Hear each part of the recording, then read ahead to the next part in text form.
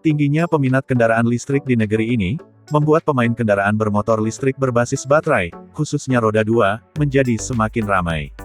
Salah satunya adalah PT Alesa Motors Nusantara, perusahaan dalam negeri yang berhasil memproduksi sepeda motor listrik Alesa EX3000. Perusahaan ini memproduksi sepeda motor listrik dengan menggunakan teknologi smart battery dan dirakit di pabrik Cikarang, Jawa Barat.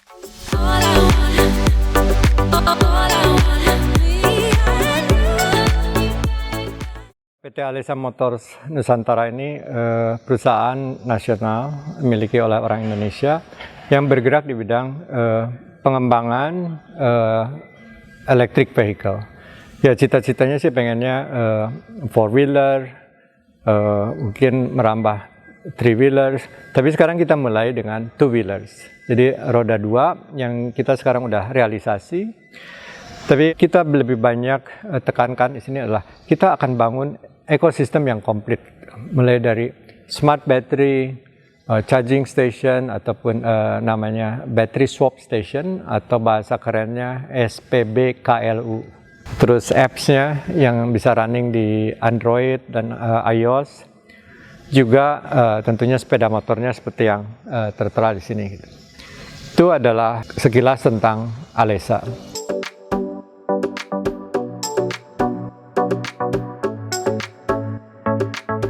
Kami punya moto atau berusaha untuk masuk dengan spesifikasi yang jauh lebih tinggi, tetapi harga yang terjangkau. Jadi sesuai dengan motonya, ekonomis, efisien, sehingga si pengguna mendapat satu nilai tambah.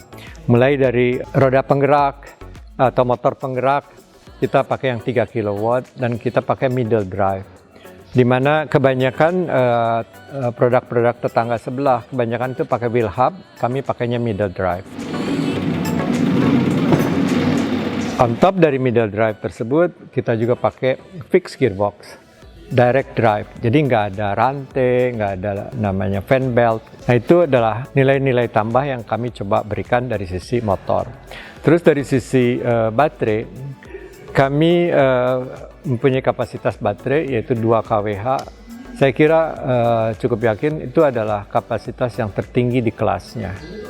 Nah, itu dari sisi baterai. Terus ketiga, dari sisi baterai swap sistemnya, kami datang dengan minimum 9 slot, 8 baterai dan 1 slot kosong.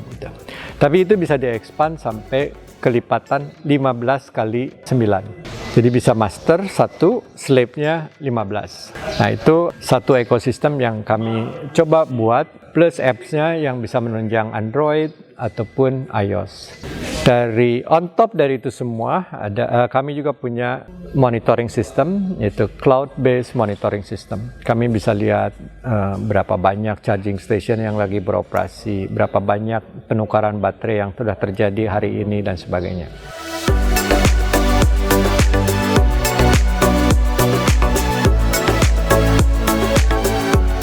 Mahal, murah, saya kira itu satu hal yang relatif, ya. Karena combustion engine pun ada yang jauh lebih mahal daripada kami. Harga kami ini mesti dilihatnya, mungkin yang paling tepatnya adalah TCO, total cost of ownership, gitu. Karena apalagi sekarang dengan harga nilai ekonomisnya dari bahan bakar seperti kayak Pertamax atau RON 92, 98, apalagi Rp20.000 per liter, ini akan jauh lebih murah. Kalau katakanlah untuk menempuh 70 km kita butuh 2 kWh, itu paling Rp3.500 versus 2 liter mungkin sekarang udah Rp40.000 gitu. Yang kita mesti lihat dari sisi OPEX-nya, bukan hanya semata CAPEX. Tapi CAPEX pun mahal-mahal sekali juga kagak, Pak.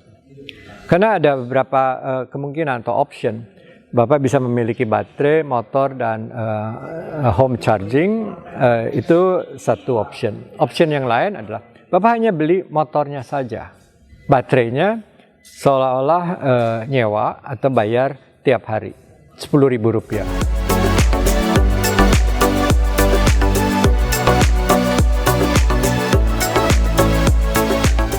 Kalau jual putus, 3 item tadi, baterai, motor, dan home charging, itu Rp25.700.000 sudah on the road untuk daerah DKI.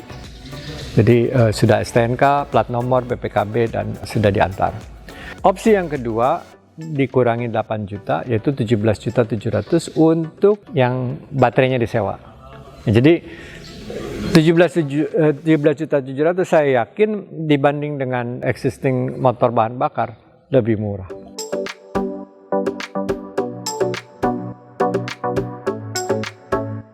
Ya, kami berikan garansi untuk baterai khususnya 3 tahun, dan untuk sepeda motornya 1 tahun, termasuk controller, motor penggerak yang cukup bernilai, itu kita kasih. Dan bukannya di repair, tapi di replace.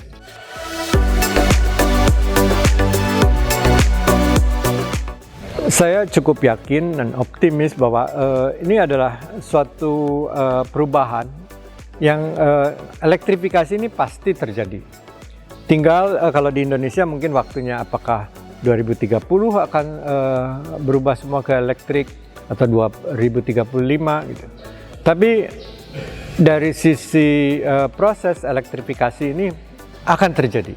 Apalagi pemerintah kita sekarang ini sangat cukup agresif untuk menggalakkan elektrifikasi ini. Mulai dari roda 2, roda 3, roda 4, bahkan electric bus. Jadi saya sangat-sangat optimis. Ya, bukan rahasia umum bahwa di Indonesia ini penjualan motor kurang lebih katakanlah 6 juta unit gitu.